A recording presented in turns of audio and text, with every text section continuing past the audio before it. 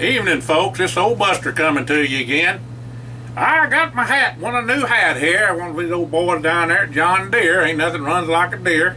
This comes out of Yellow House Machinery. They got 10 locations down there in Texas and Oklahoma. And old Dean Key and them boys down there, they take care of us pretty good.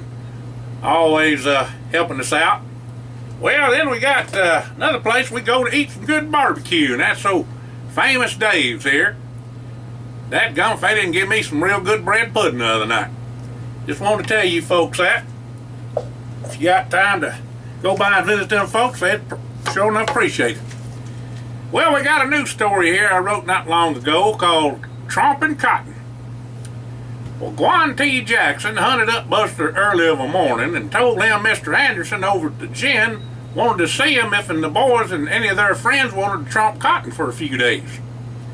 Well, Buster said he'd see if and the boys had done their chores and if their maws and paws could spare them, and would call up Mr. Anderson in a bit. Well, Buster went over to the leak soda fountain and used the party line phone to do his and calling. Well, first off, he called Hired, then Walter, then Jesse.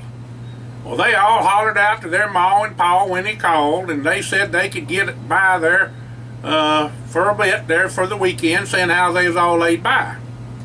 Well, next off, Buster called the Fernie Ho and the Pole boy triplets and Brenniger and the Jones boys, along with Goober Uber and the Black boys. They all allowed they would help out, and they dearly wanted the hard cash to spend at the state fair coming up.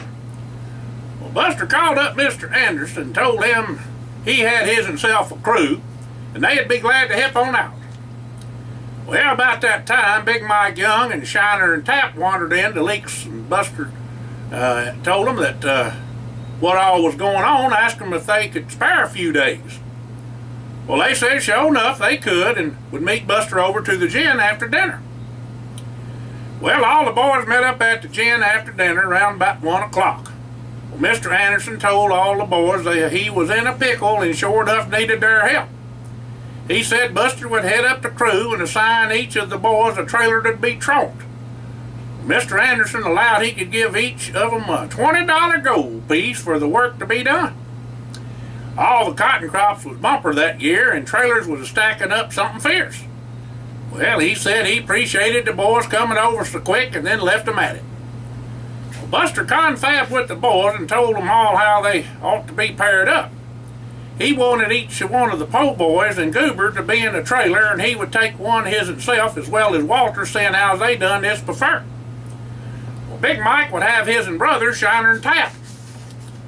Well, Buster says how all the boys ought to be knowing what they're doing. If they didn't, they needed some help. They kind of learned them a little bit there.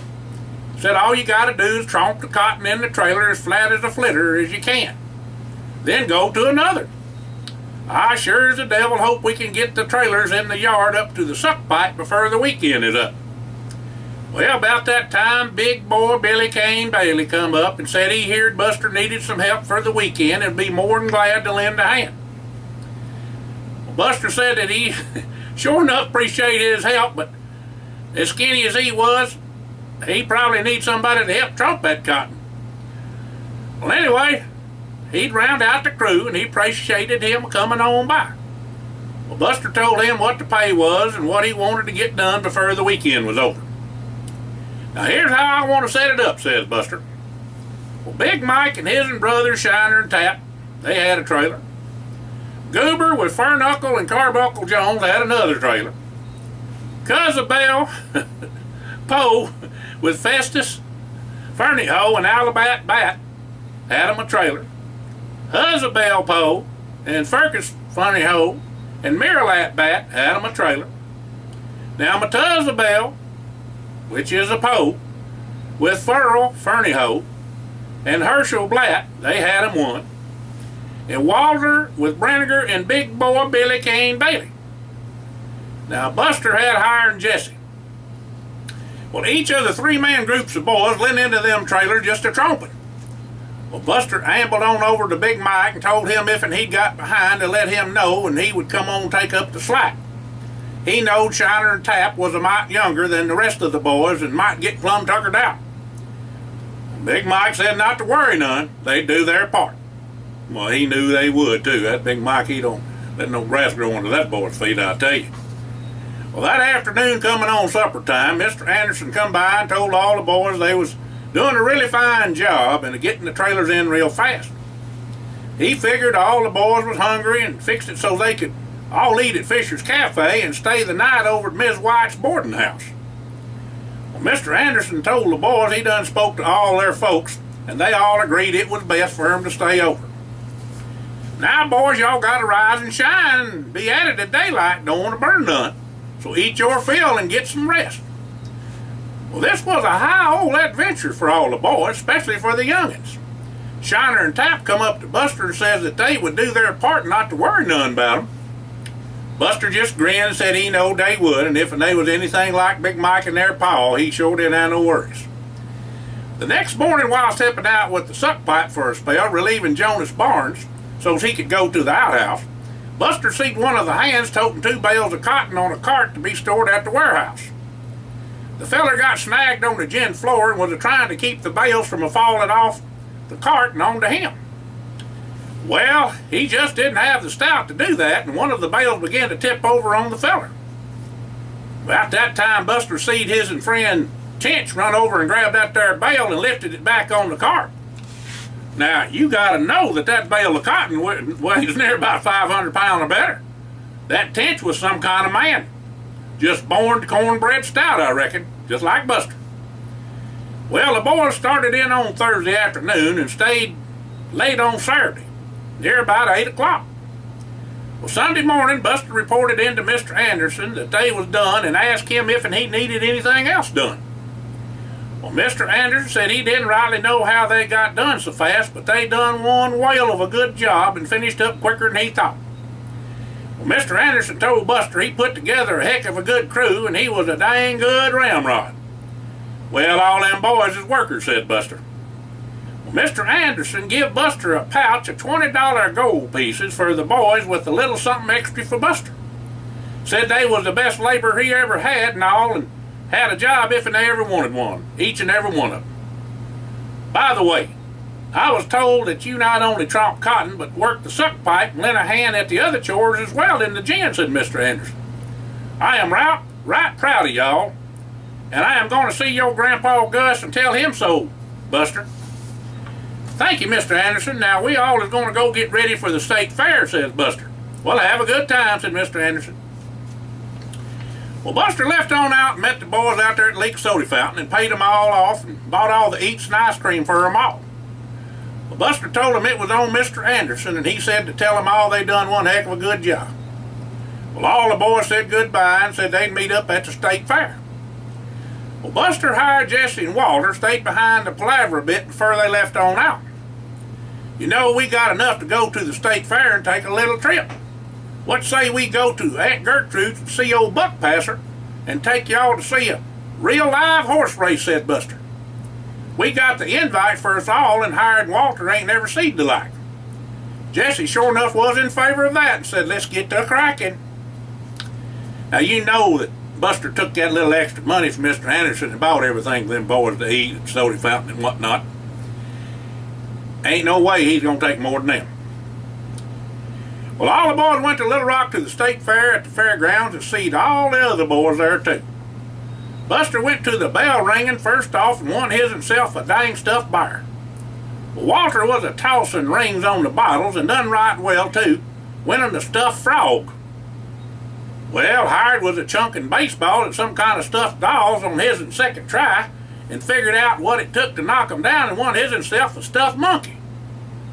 Well, Jesse said he wasn't going to spend his and hard-earned cash on no games, so he just went to gumming around looking at everything. Well, after the boys got done playing games, they went to riding rides.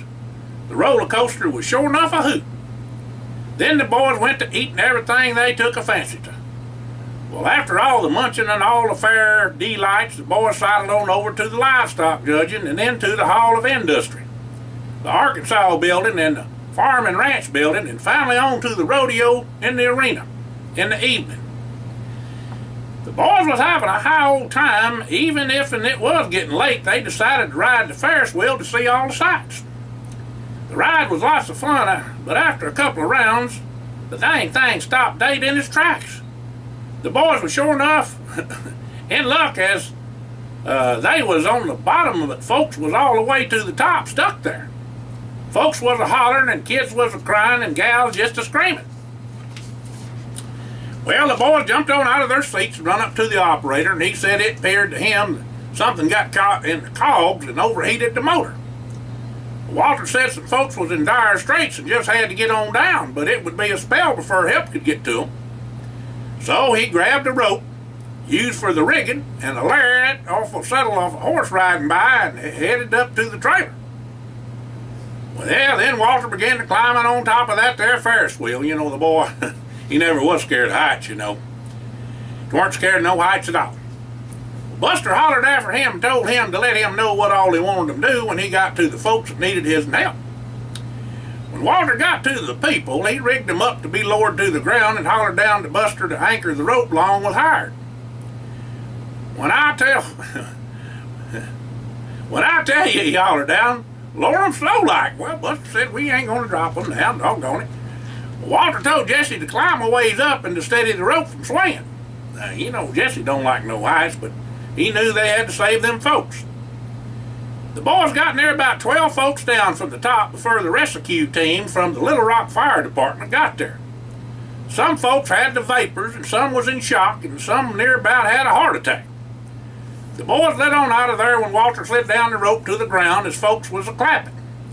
They made it out to Buster's Ford and made tracks for the King Biscuit Blues Festival outside of Helena. Well, you know that's where Conway Twitty was. Well, of course, his real name Harold Jenkins, you know. The boys spent the night along the way and then made their way on down to Helena and enjoyed the good barbecue and other good eats to be had from vendors from all over the South down there. The blues was a-playing all day and night.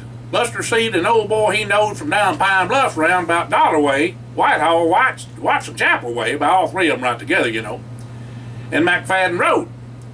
Well, all of them joined up thereabout. That's how they are down there. Old boy's name was Larry Simpson. And could that boy pick a grin? That's pick and grin. Heck of a singer and a songwriter, and he was a-playing with some of his friends there at the festival. Well, Larry was a heck of a country singer and made a name for himself in the music business. They seen lots of other folks they knowed there too. There was a like of Harold Jenkins, you know, that's Conway Twitty, and Jim Ed Brown, and Doyle Nelson, and Jimmy Martin, along with Ron Stone, Ron Jordan, and Billy Joe Bagwell. Elvis and Jerry Lee was there too, and they made the crowd go plumb wild. Well, the boys sure enough enjoyed themselves, and everybody told them not to make themselves a stranger and come visit when they could. The boys had brung along a supply of Old McBrayer and passed out a bottle to each of their friends. The boys hadn't thought to be gone for too long, so they lit out early the next morning to Kentucky by way of Highway 49 to Mississippi to Jeffries Road to Highway 61 to Memphis. Boy, they didn't have no freeways then. The boys drove up to Nashville and was about to make that turn towards Lexington when they see the familiar truck and trailer. Danged if and it wasn't Big Mike Young a-making his way back from seeing some of his kin in North Carolina with his horse Ebony in tow. The boys crossed over to see if they could help and found that he done broke down and it was going to take 2 weeks at least to get the parts for his old Dodge truck. Well, Buster told Big Mike he was going to go with them and they would pick up his truck after their visit to the horse races. They latched on to the trailer and took Ebony with them. There'd be plenty of pasture for him where they was a-going, and Big Mike would have the time of his life. He might as well make the best of it and just call his folks and let them know he was with them and he'd be home soon. Well, the boys drove on for a spell and found a good place to bed down for the night for them and old Ebony. The next day they made it through to Lexington and on to Paris, where Aunt Gertrude and Uncle Melvin met them with open arms. What a feed she put on for them boys. Man alive, there was more than a body could eat for sure. And now, of course, Buster could eat his weight in it, you know. Being as it was on the fall of the year, harvest give them every kind of vegetable you could imagine, and all them fried pork chops and fried chicken to boot, and dumplings too. Well, Buster plumb cleaned out all them pan-fried taters, that's for sure. Won't even talk about the pie. Buster done eat 2 sweet tater pies himself and half a dozen of them fried peach pies. Well, old Ebony was in hog heaven as well. Plenty of pasture and grain and water. Best water a critter could get. Well, Ebony and Buckpasser met up the next morning, and everybody was expecting to see the worst from them 2 stallions. But after getting to know each other over across the fence, they seemed to get along right well.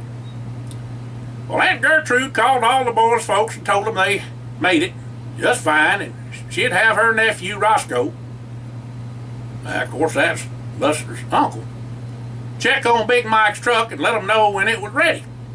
He had a wrecker in a garage, and he'd see to it that it was getting fixed right, him back on his way with Buster and the boys when they left out. Well, the next day the boys called over to see if Mr. Ogden Phelps and Mr. Bill Winifred, Buckpasser's owner and trainer, was around. Sure enough, they was, and they invited all the boys over to dinner and to visit. Now, you folks don't rightly know. You want to say dinner is supper, but it ain't. Dinner is high noon and supper's at night. That's what we call it, so don't y'all get all fretting over that. If you want to be like you are in Yankee Land, that's fine, but that ain't how we do it down south. There was hot brown and brown Betty served for 'em along with sweet iced tea. The meal was famous and was as good as it was known to be. The boys toured Claiborne Farms and visited old Buckpasser again, and Buster and Jesse give him his sugar cube and an apple. That horse dearly loves them sugar cubes and apples. While visiting, Buster was a-telling about meeting up with Big Mike and his and Walker. Well, Ebony, that was across the fence from Buckpasser, they done met up, getting along right well. They told Mr. Phelps and Mr. Winifred it was the sight to see them 2 horses nose to nose. Y'all sure enough be a kiddin', they said. Buckpasser don't get along with no of the stallions. He'll fight 'em. Well, they ain't a-fightin', says Big Mike. Why don't y'all mosey on over tomorrow, and if you can, and we'll show you. Well, we'll do just that, about 10 a.m., 10 o'clock. We'll be a-waitin', said Jesse. Well, I spoke up and said to them all, I've been about with every kind of critter there is, and I got away with 'em. We will just see how all this plays out. I got an ID why this is, he said. Well, scratched my head a little bit on that. On the way out, Jesse gave Mr. Phelps and Mr. Winifred 2-quart bottles of Old McBrayer each. He told them his and great-grandpa made it. Well, them 2 men just couldn't believe their eyes, I'm telling you. Got bigger than the dadgum pie plate. Well, Mr. Phelps said to Jesse, don't you know how much this whiskey's worth? Not as much as your friendship, he said. Well, all the boys thanked Mr. Phelps and Mr. Winifred for their hospitality and told them it was really good to see them again. They'd visit again tomorrow. Well, both Mr. Phelps and Mr. Winifred come on by about 10 a.m. The boys was waiting at the fence with both horses, one on each side of the fence. Now, I've seen a lot of things with horses, but nothing like them 2 stallions getting along like they're doing, said Mr. Winifred. Mr. Phelps seconded that for sure. Well, Howard said his an ID that Buckpasser never was around any horses except for stud purposes and was just plumb lonely. They is herd animals, you know, and it ain't natural for 'em being by themselves. Well, Mr. Phelps said to open the gate and let's see what happens. Mr. Winifred spoke up, said, you know what it would cost if anything happened to old Buckpasser, don't you? His stud fees is up there. Sure enough, but I feel like old Buckpasser has more than paid his and dues, and I think it's worth a try. Well, Big Mike did the honors and opened the gate and let them 2 horses meet up on their own. Them 2 horses nuzzled and rubbed cheeks and necks and just took off a running then, and a kicking up their heels and a frolicking like they was colts. They run from one pasture to the other and then run to the fence looking for the boys to give them a treat of a sugar cube, apple or a carrot, then took off again and then went to a grazing. Dangest thing I ever did see, said Mr. Phelps. If you ever want a job, I got one for you. Well, any of them boys could do that, you know. Mr. Phelps then asked Big Mike if his Ebony was papered, and he said he was a purebred Tennessee walker, and he raised him from a colt. Well, Big Mike whistled for Ebony, and he run over to Big Mike, and he mounted him bareback and told old Ebony to strut his and stuff. What a sight to see Big Mike put him through his paces. Every which a gait a show walker was supposed to do, and then some. Well, both men was in pure awe with their eyes bugged out and jaws a-flapping, I tell you. Well, Mr. Phelps said he'd be back in a bit. Well, Aunt Gertrude done put out a lunch for everybody, and Mr. Phelps said he would be back for it. Said he wasn't going to miss what all Gertrude cooked up, that's for sure. Wasn't long before Mr. Phelps come on back, and they sat on down at the dinner table like they was all family and was just a visiting. Well, Mr. Phelps asked Uncle Belvin how his tobacco crop did this year at auction, and Uncle Belvin said he got top dollar. Well, Mr. Winifred said that was as usual because he was known to grow the best. Well, after dinner and pecan pie and homemade ice cream, Mr. Phelps asked if and Big Mike would like to take Ebony to a little horse show for Tennessee walkers. Big Mike said he ain't ever been in a horse show before. Ain't never seen one. Well, if and you and everybody would like to go, Mr. Winifred and I will help you and just see how good Ebony is. You won't have to pay no entry fee, and we'll trailer him for you, and not a nary bit of nothing else. Sounds like fun, so I don't reckon we can turn down an offer like that, said Big Mike. You boys be over to the farm tomorrow morning, meet up with Mr. Winifred, and he will get y'all all fixed up. We'll just leave the gate open, and you can call up Ebony when Mr. Winifred is ready for him. Well, the next morning, Big Mike gathered up his and tack, and they took off to Claiborne Farms. Well, Mr. Winifred met them and took Big Mike in and said for him to pick out a saddle he thought that'd fit him. Now, Big Mike ain't no little fella neither now. Well, Big Mike was plumb goggle-eyed. One of the stable boys helped Big Mike get outfitted and then took him to a room with all manner of clothes and boots. Well, Big Mike got all gussied up, and then Mr. Winifred had Big Mike to call up Ebony. Ebony come up, and they got him saddled up and all, and then Big Mike mounted him. He rode him round the paddock and a bit to get used to their new duds gear. Well, Mr. Winifred asked Big Mike to show him all the gaits Ebony could do. Turned out he could do them all, both with the flat shod plantation pleasure and park pleasure. Now, Big Mike didn't know all the fancy names, but he seed all the gaits in the book and trained Ebony in all of them since he was a colt. Now, Mr. Winifred showed Big Mike how he would have to ride and show Ebony, and Big Mike took to it right off. Now, the boys was plumb bumfuzzled by it all, so Mr. Winifred told about how it was to be done. This show was governed by the National Walking Horse Association and the United States Equestrian Federation. The Tennessee walking horse is best known for its running walk. This is a 4-beat gait with the same footfall pattern as a regular or flat walk, but significantly faster. Well, now, Mr. Winifred went on to tell us boys something else, so I'm going to read it to you. While a horse is performing flat walk moves at 4 to 8 miles per hour, 6.4 to 12.9 kilometers per hour, that's that fancy talk, metric stuff, the running walk allows the same horse to travel 10 to 20 miles an hour. In the running walk, the horse's rear feet overstep the prints of its front feet by 6 to 18 inches, with a longer overstep being more prized in the Tennessee walking horse breed. While performing the running walk, the horse nods its head in rhythm with its gait. Besides the flat and running walks, the third main gait performed by Tennessee walking horse is the canter. Some members of the breed perform other variations of lateral ambling gaits, including the rack, stepping pace, foxtrot, single foot, which are allowable for pleasure riding but penalized in the show ring. A few Tennessee walking horses can trot and have a long and reaching stride. Well, that's a lot to remember, said Big Mike. I'm going to get you down in there and you'll make it all right, said Mr. Winifred. Let me go on and tell you about it. The two basic categories of Tennessee walking horse competition are called flat shod and performance. Now, flat shod horses compete in many different disciplines under both Western and English tack. At shows where both divisions are offered, the flat shod plantation pleasure division is judged on brilliance and show presence of the horses while still being well-mannered, balanced, and manageable.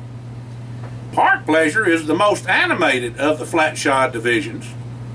Flat-shod horses are known and shown in ordinary horseshoes and are not allowed to use pads or action devices, though their hooves are sometimes trimmed to a slightly lower angle with more natural toe than seen on stock horse breeds. Now, performance horses, sometimes called padded or built up, exhibit flashy and animated gaits, lifting their forelegs high off the ground with each step. Now, this exaggerated action is sometimes called a big lick. Now, us boys have kind of heard that. The customary style for rider attire and tack is saddle seat. Horses are shod in double and triple nailed pads, which are sometimes called stacks.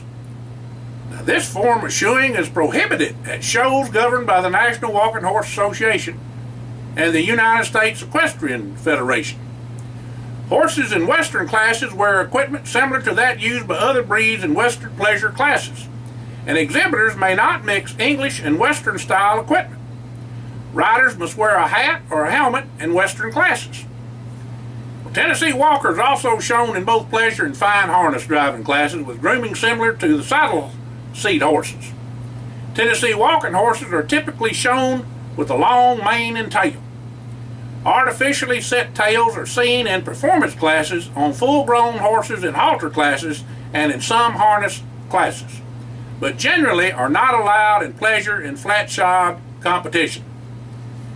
In classes where horses are turned out in saddle seat equipment, it is typical for the horse to be shown in single curb bit with the bit shank under 5.5 inches, rather than the double bridle more common to other saddle seat breeds. Riders wear typical saddle seat attire. Hats are not always mandatory, but use of safety helmets is allowed and ranges from strongly encouraged to required in some pleasure division classes. Woo-wee! Well, Mr. Winifred said he thought Big Mike ought to enter flat-shod competition, see how he does. Going to be quite interesting.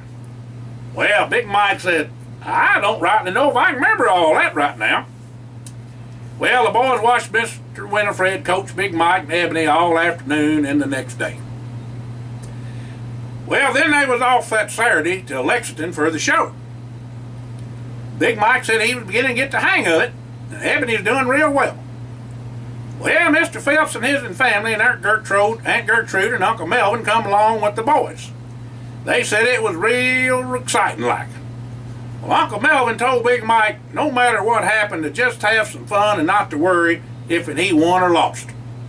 Now, all the boys and him and Aunt Gertrude was right proud of him, especially with Mr. Phelps taking him under his wing and his first time showing Ebony.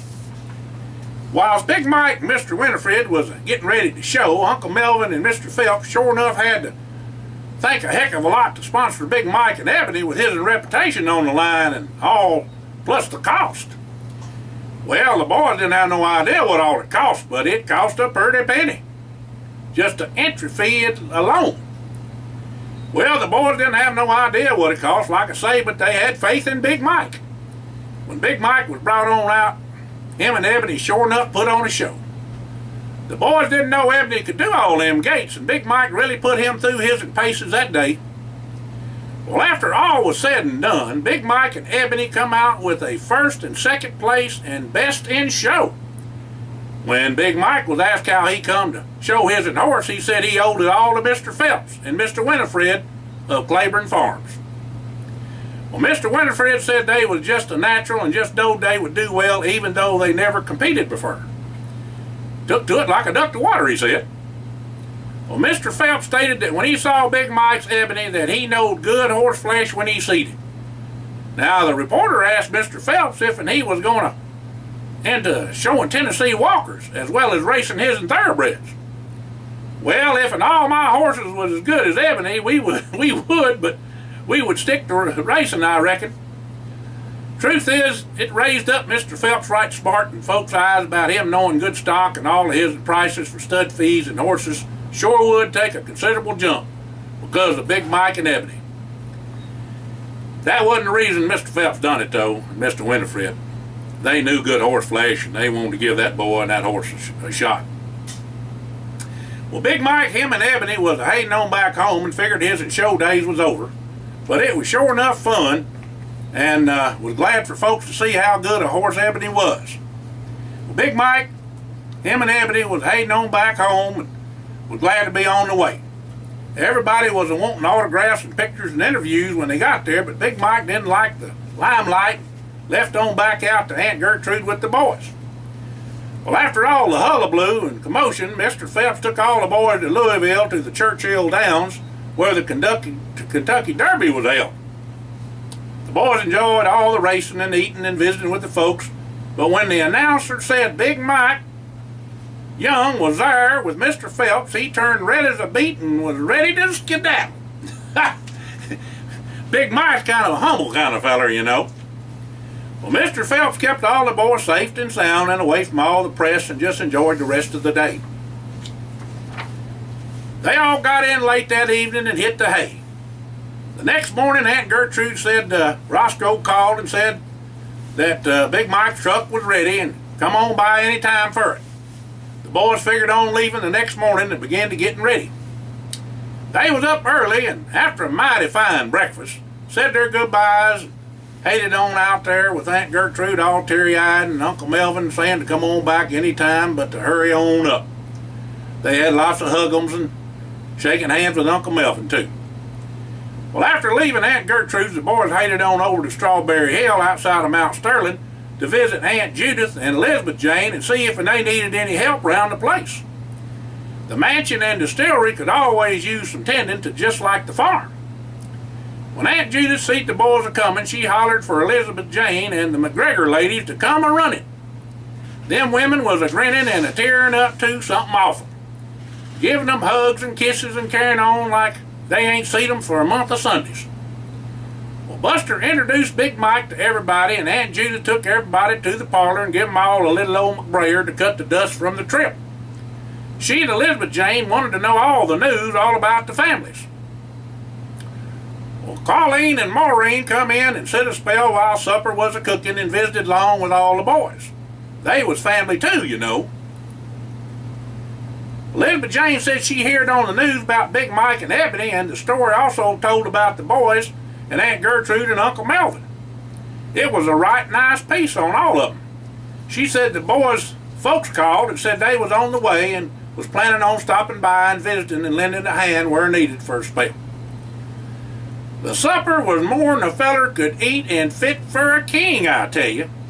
There was fried chicken, hickory smoked sugar-cured ham, fried pork chops, pan-fried taters, one skillet just for Buster, fresh corn on the cob, fried okra, sliced maters, fresh-made rolls, triple yeast, hand-churned butter, green beans, turnip greens, milk gravy for dipping, sweet tater casserole with watermelon, cantaloupe, and pecan pie, and hand-turned vanilla ice cream.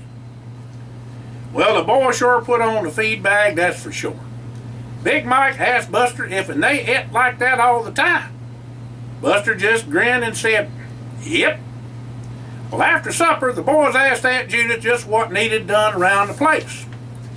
She said she wanted the boys to look out at the distillery and see if they could get it running a bit better, because it didn't seem to be operating just right.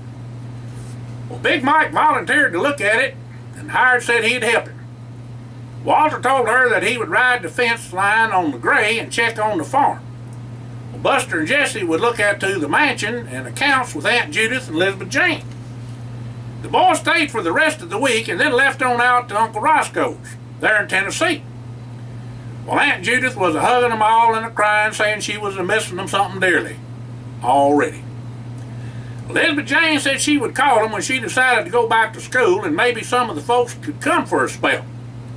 Well, all the boys said they would talk to the families and do just that. The boys hit the backside of Crossville and went on up to Uncle Roscoe's garage after they left on out to see about Big Mike's truck. Well, it was ready and raring to go. Uncle Roscoe called up Mamie and told her the boys was here and was staying for supper. Uncle Roscoe had a place out back for Ebony, and he went to grazing and resting up after the drive. Well, Ish come in later and was visiting with Buster and asked the boys if they'd wanted to see him race that night. Well, Howard was all for that, I tell you. Dirt track racing was right thrilling, and Cecil, that's Buster's very own first cousin, called him Ish, you know, was quite the driver and car builder, and him and Uncle Roscoe could sure enough build a car and a motor. Well, Walter and Hire told Ish all about the horse races, about them winning a few dollars on Mr. Phelps's horses and all the fun they had. Cecil said, y'all ain't seen nothing yet till you go to one of the major NASCAR races and get in the pits. Them pit lizards everywhere down there. Well, Big Mike said it don't seem like that would be much fun, and Cecil went to laughing. Pit lizards is the gals, he said. They go plumb bonkers for anybody in racing. Them with their fancy duds and diamonds and fur coats all around out there grease, they'll plumb run you to ground. Well, the boys all said their goodbyes and thanked Uncle Roscoe for fixing the truck. He said that's what families for, to help one another. Aunt Mamie is a sweetheart for sure, putting up with this brood. Well, Buster told the boys they was going to have to do something nice for the ladies soon. Well, when the boys got on back to the house, there was a brass band and a parade and the mayor giving a speech for them. Looking to be a real big deal about Big Mike, Ebony, and the boys. Reporters from the paper and TV station was there for interviews. Big Mike brung out Ebony and his and ribbons and showed his and horse off to the whole dang state. Of course, all the folks was there and was proud as punch of them all. But Big Mike's folks, there's Ma and Pa, they was grinning from ear to ear. And Miss Young had a little tear or two in her eye over that boy. Well, all the folks sped up to Jesse's house for all the family news and all the goings on with the boys and what they'd been into. Well, Jesse said the trip was a mite longer than they expected, but well worth it. Well, Buster told all the folks they had to be sure to look in on Aunt Judith and Aunt Gertrude and the rest of the folks real soon. They was pining for 'em. Wasn't long after that, Buster got a scrapbook from Aunt Judith and Aunt Gertrude for Big Mike telling them all about him and Ebony and his winning best in show. It also seemed Ebony was going to be a paw pretty soon, as he and one of the thoroughbred mares on the farm was going to have a foal. Reckon Big Mike better get ready to train up another winner for the family. This time it'll be running for the roses. Well, that's a heck of a tale, folks. Hope y'all enjoyed it. Y'all have a blessed day. See you next week.